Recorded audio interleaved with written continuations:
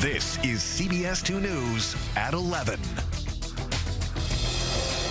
The trains are packed. There's nowhere to sit. So the conductors can't even check for tickets. It's that packed. Day 3 of the new LIRR schedule, and commuters tell CBS 2 it is a disaster. From standing in bathrooms to overcrowded platforms, tonight riders are calling on the MTA to make changes now. Up in flames in New Jersey, the threat that was made before this fire was set. Also, we begin with your first alert forecast tonight. 2 rounds of rain on the way, and one of them triggering a red alert. Good evening. I'm Christine Johnson. I'm Maurice Dubois. You may want to grab an umbrella tomorrow morning and then get ready for a warm-up. Lonnie Quinn here with all the details on that and that red alert. Okay, we'll get to everything. So umbrellas in the morning, then it gets mild in the afternoon. Here's your picture right now. Bit of fog setting up out there. 41 degrees, visibility 3 miles in New York City. It's going to drop down. It'll get even foggier out there in some spots. But as you get into the morning hours, this rain that's right now around the Tennessee Valley will move in, but it moves in and it moves out. So some raindrops in the morning. Watch it right here. And then off it goes. The sun breaks out. The temperatures are warm for the afternoon. It's a great looking Thursday. Friday is where we're looking at a bigger issue. There will be cloud cover in the morning, but then precipitation moves in sometime around the evening commute. And it starts off as snow, a wintry mix for a good chunk of the area, but it turns into heavy rain for a lot of us. And then one area, maybe just north and east of New York City, could hold on to snow the entire time. So that's all part of the red alert. It's Friday afternoon to early Saturday morning. Some snow, that wintry mix begins, but then it turns to heavy rain for a good chunk of our area. Gusty winds could be 35 miles per hour or more for anybody, and accumulating snow is a chance for some sizable inches inland with this storm. We've got more coming up on it a little bit later. Right now, Mo, KJ, take it away. Okay, Lonnie, thank you. Developing right now, a Chinatown building had to be evacuated because part of it could collapse. Inspectors say some of the brick facade at 111 Mott Street is bulging on the side, and it could collapse onto the sidewalk. The buildings department ordered all 15 residents to vacate the property immediately. The Red Cross is assisting them tonight. There is more fallout after the MTA schedule shakeup. Commuters are not holding back with their complaints, from train cars overcapacity to arriving late for work. As CBS 2's Tim McNicholas reports, rider advocates are calling for a fix. A-list rapper Travis Scott is wanted for questioning by the NYPD. He's accused of taking part in an assault at a Midtown club early this morning. Police say the violence started after a performance around 3 a.m. when a sound engineer was punched in the face. In the chaos, $12,000 worth of equipment was damaged, and police believe Scott was directly involved in the altercation. We did reach out to his attorney, but haven't heard back. Water service has been restored in Hoboken, but officials say people should still boil their water. They also say fluctuations in water pressure are likely over the next couple of days.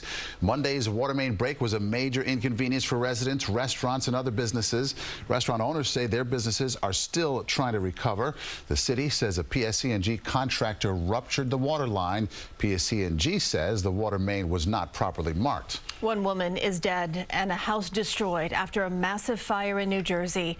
The fire happened this morning in Roosevelt, Monmouth County. As CBS 2's Alicia Reed reports, police say the fire was started on purpose. A man is accused of setting a fire that injured 5 people, including 2 firefighters in the Bronx. Flames could be seen shooting through the windows of a 4th-floor apartment in Fordham Manor this morning. Firefighters could be seen climbing ladders to get to the fire. The victims were taken to St. Barnabas Hospital. Fire marshals determined it was intentionally set. A 27-year-old man is now in custody. And amazingly, no one was hurt after a car drove right through a house in Nassau County this afternoon. This happened along Gables Drive in Hicksville. Police say a 23-year-old driver accidentally lost control of the car and destroyed the home. There was one person inside at the time. The car went through the house and then out the other side, then crashed into a detached garage. The city has agreed to pay millions of dollars to protesters who were aggressively boxed in by police officers during the George Floyd demonstrations back in 2020. CBS 2's Allie Bauman spoke to protesters involved in this historic lawsuit. Prosecutors delivered their closing arguments in the Alec Murdaugh double murder trial in South Carolina. Today, jurors got a first-hand look at the house and dog kennels where the once prominent lawyer's wife and son were fatally shot in June of 2021. Murdaugh has pleaded not guilty to the murders, but has admitted to stealing from his clients and firm. Prosecutors argue Murdaugh killed his wife, Maggie, and 22-year-old son, Paul, to distract from his financial crimes.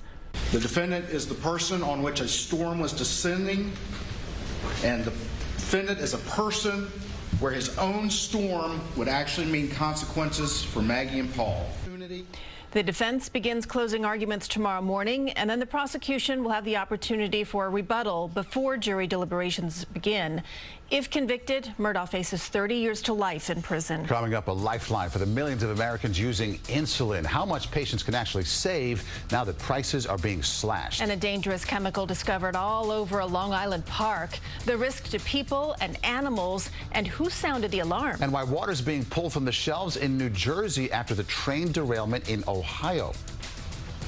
Being that we're from your neighborhoods, we know what matters most to you. Everybody is experiencing the same things that we are. If gas prices are up, if there's traffic on the way to the city. You will know what's going on in the tri-state area, news that you need to know before you head out the door. Closed captioning on CBS 2 News is brought to you by Citizens, made ready.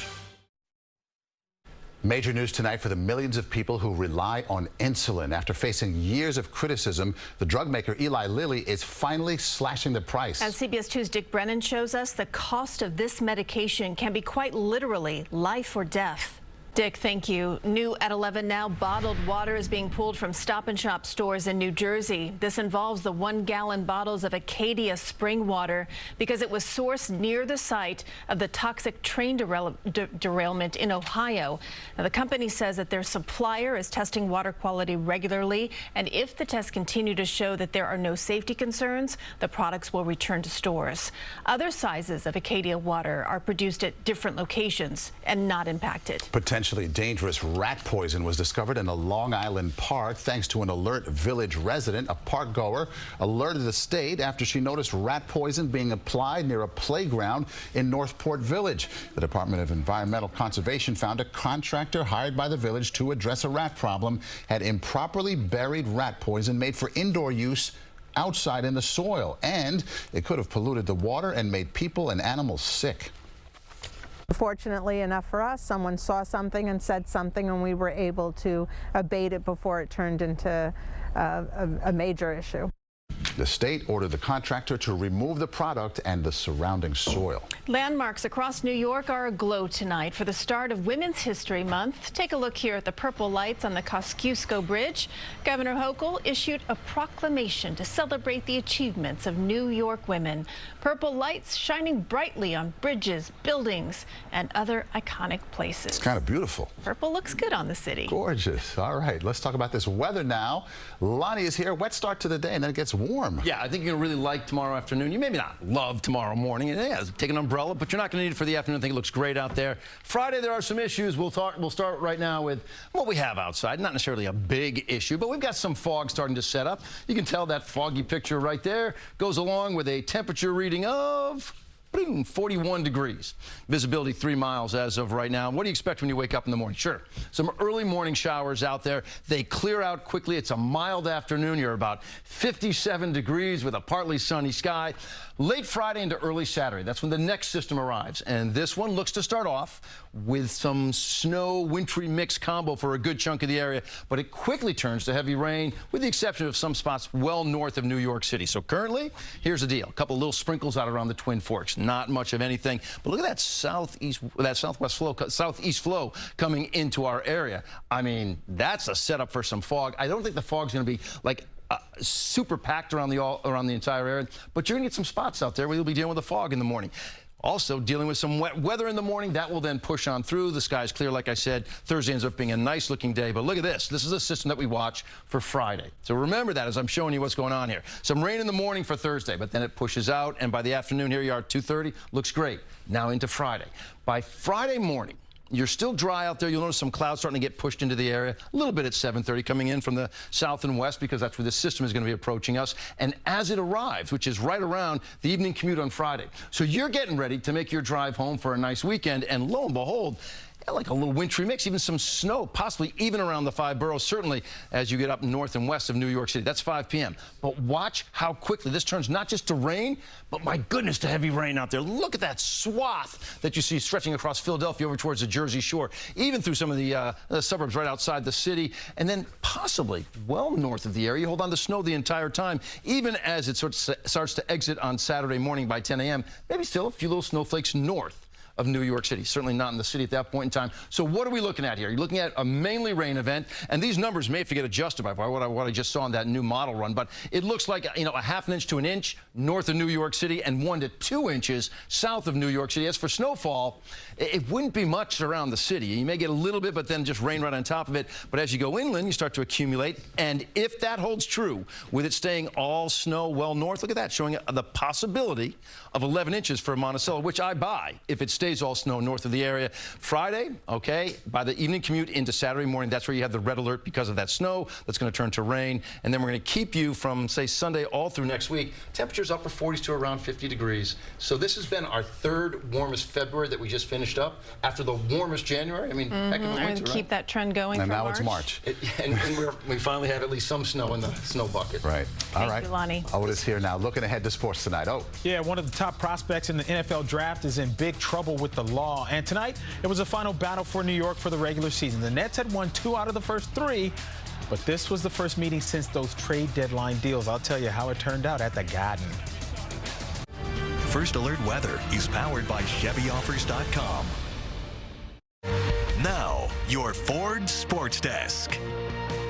Following their trade deadline deals, the question for Knicks and Nets fans was which team would be better. I said I wouldn't be surprised if the Knicks ascend higher while the Nets go sliding down the standings. Tonight, we got a glimpse of that at the Garden. Plenty of action tonight. A lot going on. You want some water? You want a glass? Yeah, I need that. Yeah. I need an IV. Take a break. Oxygen, all that. Thanks, Otis. A historic cheese shop in Little Italy is closing its doors. But that doesn't mean it's gone for good. We'll explain after the break. Tonight, hey everybody! Colbert's got a new late show with Michelle Yeoh tonight on CBS. It's a bittersweet day for a historic cheese shop in Little Italy. The Oliva Dairy closed today. The cheese shop's one of the oldest in the country. The owner, Karen King, says she got hit hard during the pandemic and never fully recovered. But there is some good news. A New Jersey businessman is helping her open a new shop in Lyndhurst, New Jersey. This is to stay and continue the legacy of Oliva Dairy, only in a different location, but we're taking with us all the great food that we have here. We're going to do better because, you know, your food's your food, and you're as good as your chef. And also, we make great food, so why would that stop? Yeah, why would that stop? No word yet on when the new cheese shop will actually open. And we'll be right back. Welcome to Jersey. The Late Show with Stephen Colbert is coming up next. His guests tonight, Michelle Yeoh and Riley Keough. Thanks for watching. I'm Christine Johnson. I'm Maurice Dubois. Don't forget to tune in. CBS 2 News this morning beginning at 4:30 a.m. for Otis and Lonnie, the entire CBS 2 News team. Have a good night. We'll see you tomorrow. Good night.